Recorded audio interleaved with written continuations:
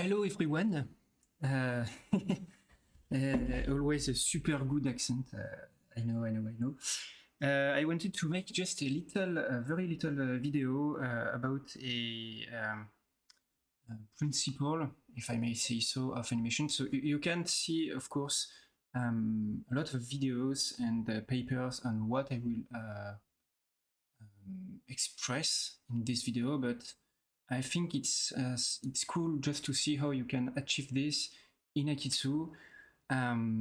Maybe first because we don't have a lot of animation tutorials made for Akeytsu, both officially or by third people. So yeah, so the goal would be to understand how you can achieve the movement of a chain. So it works for the hair, of Elise. So you know this little wavy movement. So it's called, I think, overlap, and it's the fact that the base of the hair move and follows better more in synchronization the head than the tip of the hair, of course. So when I move the head here, this will move first, and then we'll have this, and this, and this, and this, and this. And basically, it can be just about move. But often in animation, you will make a rotation. You can move if you want your objects, your joint. It's not forbidden at all. It can give really cool results, but start with rotation. Okay, just start with rotations. So for this example, we will start with a new animation, okay, and we'll make a little balancing movement just on the arm. So forget about the fingers at the moment. We'll just focus on this, this, and this. So here is how we will proceed. I don't want you to make one layer per joint. Okay, so don't try to trick and cheat and make separate layers and make offsets. No, here what I want you to learn, if you are not accustomed to how animation can be done, is the importance of posings. Okay, in the end, it's all about posing, but we'll learn just how to make this wavy movement. So first of all, we'll select the parent of the chain. Okay, so this guy here will just do this simple movement. Okay, and sorry, I was in compensated rotate, so you should have this. Okay, and we will make this little movement. Simple. Okay, for this example, I will use the screen space, but you can use also the world space. Since I'm in side view, so don't be like this or like this. Really use the side view to practice. So we'll have one first key. Okay, so here I can be maybe there. Then one key here, okay. And because I will need to move this part and this part, I think it could be better to have a third key. So in between. Okay. If I create just a key in between two other keys, I'm not modifying the motion of this one. It's just adding a already existing position, and it allows me to modify it if I want. Okay. Then, because I want also to have the pendulum movement, I will just activate the loop key and place it like K23, I'd say 46. So I'm perfectly symmetrical. Okay, and then I will add another in between here. Cool. So now what I will do, if I want to have this wavy movement, the goal is to have from this child compared to this parent, I need to have one key of delay. Okay, so if the parent is at this position, okay, so it's bent backwards, I need to have this guy a bit bend in between backwards and forward. A bit. Okay, then I will go here. Okay,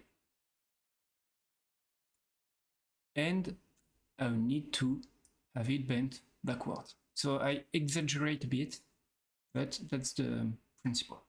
Okay, and then it should go back a bit in between backward forward. Okay, then a bit forward, etc., etc. And now we should have a nice balancing movement. So it's just about having a an offset between the logic of your movement. Okay. So now let's do the same with the hand. Yeah. So the hand should have, let's say, twice more delay. So instead of one key, we aim for 2 keyframes of delay. Okay, so this one is fully backward. The hand should be fully forward. Okay, now should be in between both stances. So let's admit it's okay. And then it should be like this. Fully backward when this is fully forward. And that's what we have. The animation jumps because Akeytsu plays the wall sequence. That's just because my shortcut aims to play this.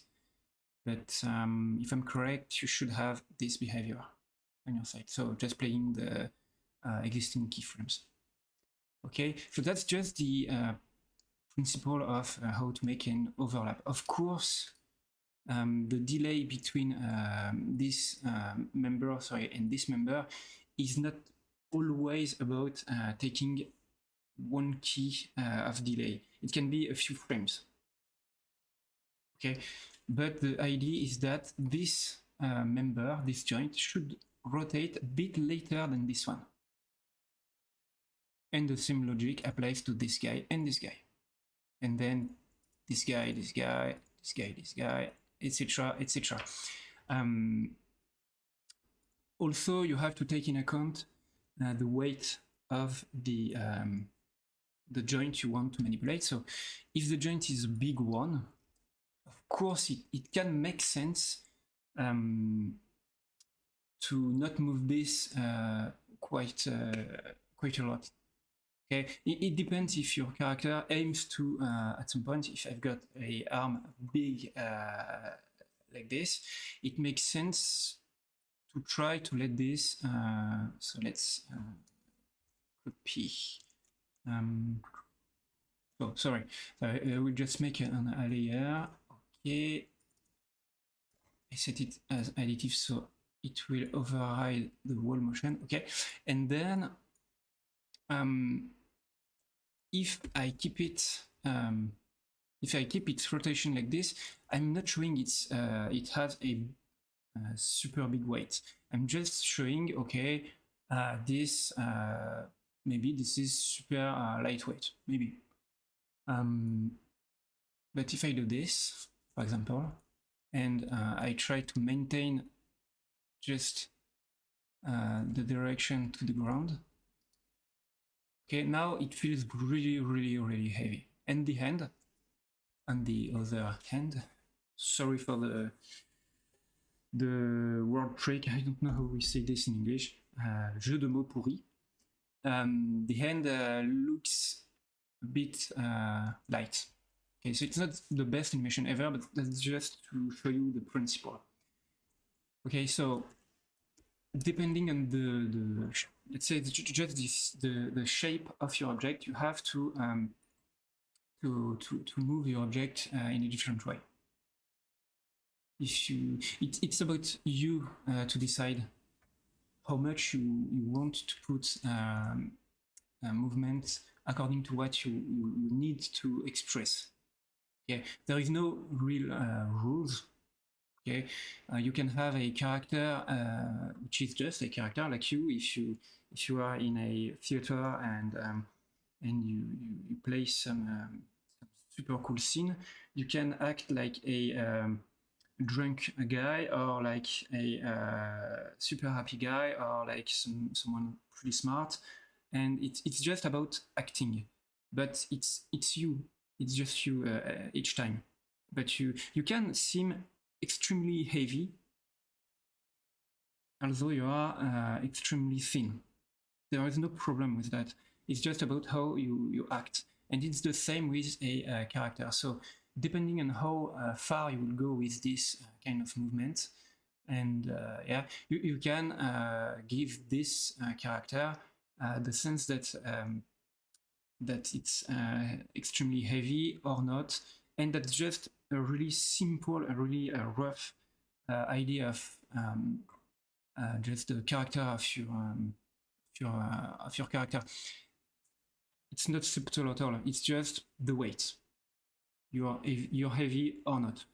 It's simple to imagine. It's simple to get the base of this. But then, if you want to express a angry character, a shy character, all that kind of stuff can be a bit harder to express. But first of all, you have to get how just to make these simple movements, and yeah, it should be much easier.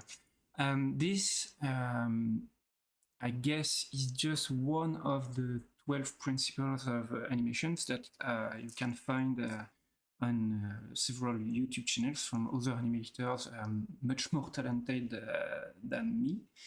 But yeah, this one is really important to get, especially if you are going to animate in a software like Akeytsu, which is extremely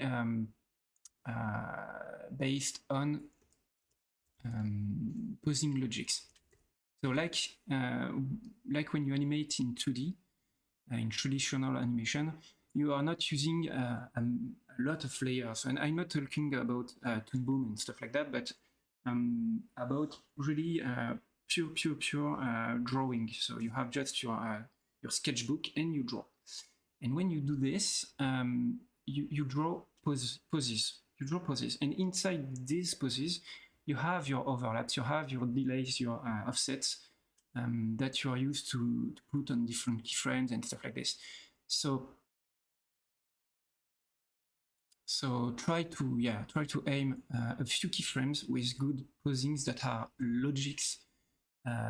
If you just think about the overlap and how much your character should move, and it should be good. It should be really good enough. I try myself to keep my animations as low keyframes as possible, and unless I want to really define how my character should move, should stop the motions and stuff like this, or define precise curve inside a movement of my camera, for example.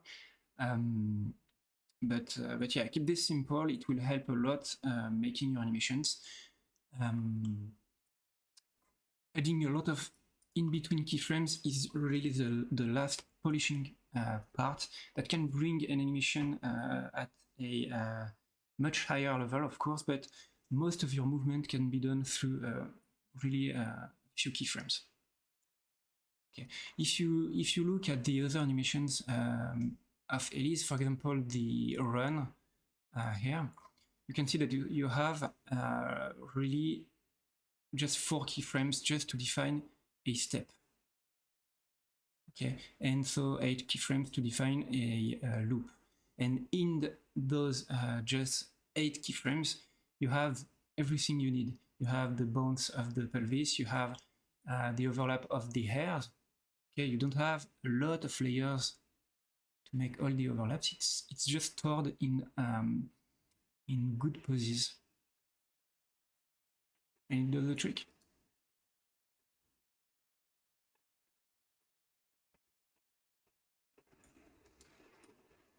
and you have, of course, good timings. But that's for another video.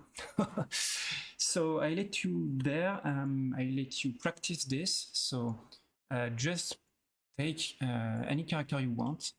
It can be Elise, it can be the Aki Boy, it can be any of the character you see on the internet. I encourage you to just take a look at what I have on my stores. So on ArtStation, Flip Normal, Sketchfab, etc. Link in the descriptions. And yeah, just practice this until you are fine with just this simple movement. Keep keyframes really low. And once you're happy with this, you can start to mess with the hairstyle of this character. And this will help not only for arms hairstyle, it literally helps to understand how an object should move based on his hierarchy, his parent and his child. So that's it. I will stop the video here. I hope you've enjoyed this. If you need more tutorial, just tell me in the comment. And of course, if you are already a super good animator, I guess this video might seem maybe a bit off and useless, but yeah, that's made for literally for beginners. So I hope you beginners enjoy this, and see you next time. Bye bye.